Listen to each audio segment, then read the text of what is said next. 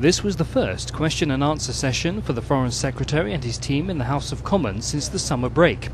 It is a time set aside for politicians from all the major parties in Britain to ask questions on the UK position on the international agenda. First, the situation with Iran. In early September, the Iranian Deputy Foreign Minister visited the UK for meetings with a range of ministers and senior officials, including myself. Discussions covered Iran's nuclear ambitions, role in the region, human rights and relationship with the UK.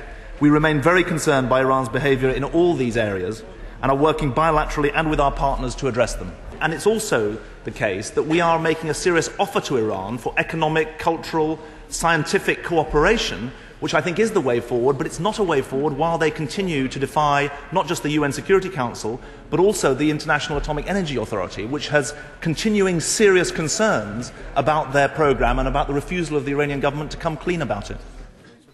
The Foreign Secretary then turned to the situation in the Middle East. The ceasefire agreement between Israel and Hamas has done much to reduce the violence. It has endured longer than many expected, but anyone who goes there will know that it remains fragile. We are concerned that it has not been accompanied by a significant improvement in the humanitarian situation in Gaza. There remains an urgent imperative to improve the access for humanitarian supplies and commercial goods and people. However, it is also vital to ensure that the ceasefire holds, that all involved do their utmost to resolve outstanding issues. Foreign Office Minister Mr. Bill Rammell was asked about the situation in Afghanistan. It is a difficult situation. We are making progress. I think we can defeat the Taliban in their efforts to usurp the will of the Afghan people through their democratically elected government. But it's not just a question of a military strategy. It's got to be a comprehensive military, economic, social development strategy. The subject then turned to Russia and Georgia and Britain's relationship with Russia. In respect of the Georgia-Russia issue, the two factors that he raises are certainly two of the criteria, to use his word, that we should use in deciding on whether or not to re-engage on the partnership and cooperation agreement. Of course, he'll also know that there is currently an audit underway of all EU-Russia relations, from the cultural and diplomatic right through to those that involve research and other political issues. We'll take a view in the round when that audit is complete about the right way forward. And on Georgia joining NATO.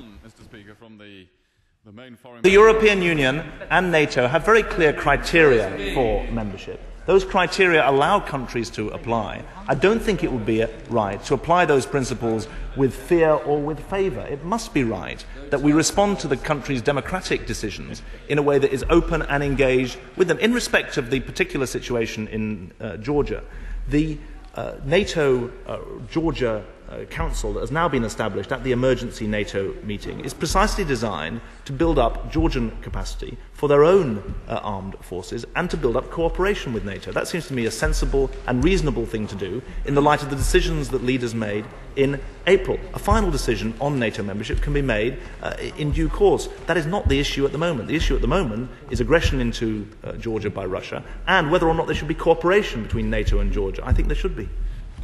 An up-to-date report on global matters.